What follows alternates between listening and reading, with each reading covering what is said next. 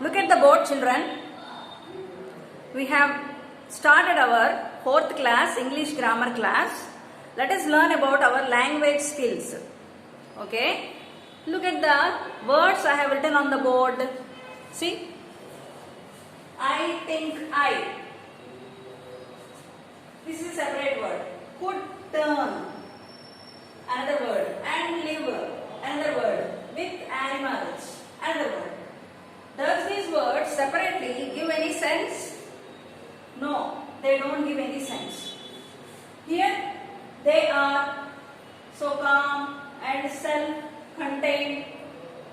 Does these words separately give any sense? Any complete meaning? No, that doesn't give any complete meaning.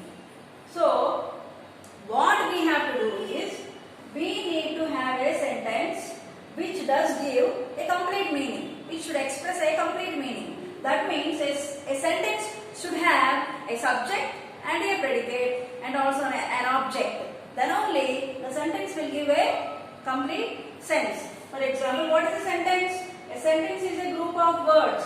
Here we have words, some group of words, but they doesn't give any meaning at all. They should express a complete thought. When we read those words, they should express a complete thought. Now, look at the board. If I remove these brackets, see, by removing these brackets,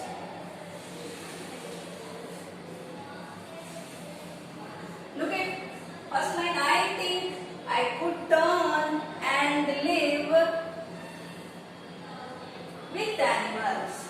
That gives a complete meaning. I think I could turn and live with animals gives a complete meaning. The second one also the same. They are so calm and self-contained. This also gives a complete meaning, but we have to write the first letter as a capital letter and put a full stop at the end, and that gives a complete meaning. So, we need to write a sentence with full of words which gives a complete meaning. Right, children? Okay. What is a sentence? Once again repeat, children. What is a sentence? A sentence is a group of words which expresses a complete thought. A sentence is a group of words which expresses a complete thought. Again, look at the board, children.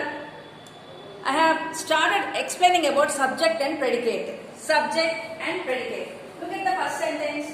Nitya walks to the park. Nitya walks to the park. She goes there with her friends. First sentence and second sentences are having some meaning. Climbs a tree. Is there any meaning for this sentence? Climbs a tree. Doesn't it arise a question, who climbs a tree? Who climbs a tree? So, this sentence arises questions in us. So, who becomes the question? So, there is no subject here. Who means there should be a person. Maybe a girl or a boy or a Ravi or Raja or Rita. Somebody should be there to climb a tree. So, there is no subject here. That's how we should add a subject, and that subject will end up with the predicate. So, every sentence, this sentence, who is the subject here? Nitya is the subject. Walks to the park. This all the part of the sentence. This is the subject, and all this part is called predicate. All the rest of the part is called predicate. Here we don't have a name, but we have a pronoun she. She is the subject. And what is this? Goes with her friends is the predicate. Okay, children? Now, let us learn about more subject and predicate. Right, children? Right, children? Look at the board. Every sentence has a subject and a predicate. Every sentence has a subject and a predicate. Some sentences many times all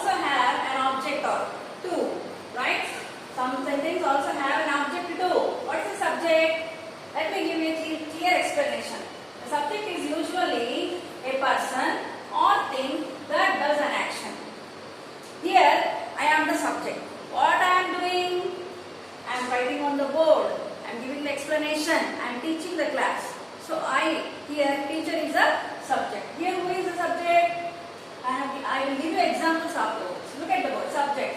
The subject is usually a person or thing that does an action.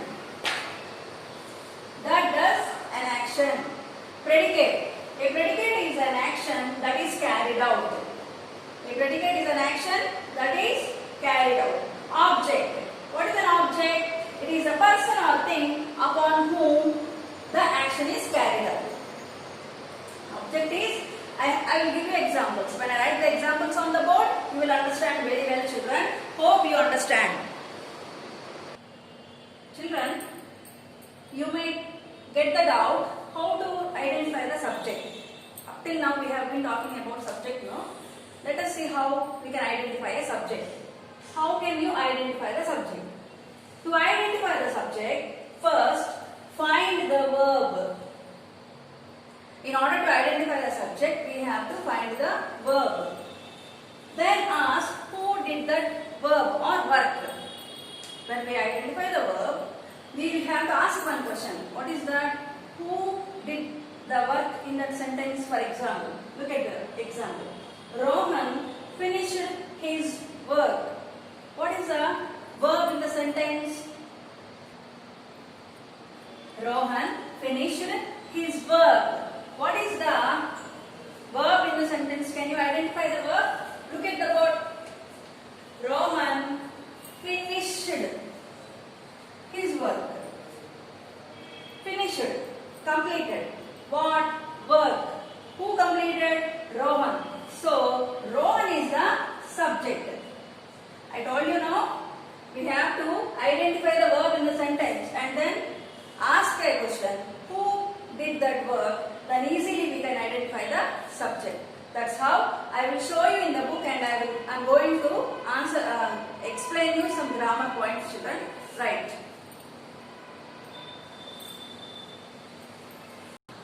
Look at the book, children. Now, let us ask some questions and find out their answers. Who finished his homework? Maybe this is Rohan. Let us imagine this is Rohan. So, Rohan is the subject. Second example. Who was hit by a car? He was hit by a car. If we answer this question, who was hit by a car? What is the answer? He was hit by a car. Because we don't know his name, we will say he. So, what is the subject here? He. Next. Who can't fly? Dogs and cows. Question is asked, who can't fly?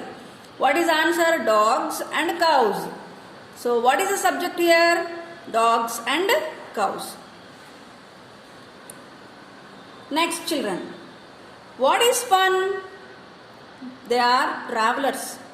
They are enjoying climbing mountains and taking pictures. So, what is fun? Traveling. For them, traveling is fun. So, what is the subject here? Traveling. Some more examples. Tarun will win the match. Who will win the match? Question. Tarun will win the match. Mrs. Anjali teaches us English. So, who is teaching English here? Mrs. Anjali. So, Tarun and Mrs. Anjali are the subjects in all these sentences. Okay, children, let us go for predicate now. Children, we have learned the poem Animals. Who is the author, children? Do you remember? Walt Whitman. I have explained you 2 stanzas. Now I am going to explain 2 more stanzas. What is the poet's intention on writing this poem? Do you remember? The poet is not happy with human beings. He was all the time talking about animals, and he is saying, I will go and live with animals because animals are calm and self-contained, and even they are very patient. They are showing some good qualities which arises in him, those good qualities. So all the time he was talking about animals and he wanted to stay with animals. That is the poem all about. So let me explain you 2 more stanzas by showing them in the book. If you have books with you, turn to this page number. I'll tell you the page number. 22. Page number 22. Animals, right? Look at the book. Not one kneels to another, nor to his kind that. What is the meaning of this line? Not one. That means no one. No animal kneels. Kneels means bends. What is the meaning? Bending. Bending or kneeling down in front of any animal. No animals kneel to another animal or of his same kind means same species. Lived thousands of years ago. They lived even thousands of years ago also. They didn't do that. Not one is respectable or unhappy over the whole earth. So no animal is expecting any respect from other animals, and even they are not unhappy over the whole earth. Not even in a particular place, but over the whole earth there are animals, no? So no animal is expecting happiness from anybody, nor expecting any respect from anybody. So they show their relations to me and I accept them.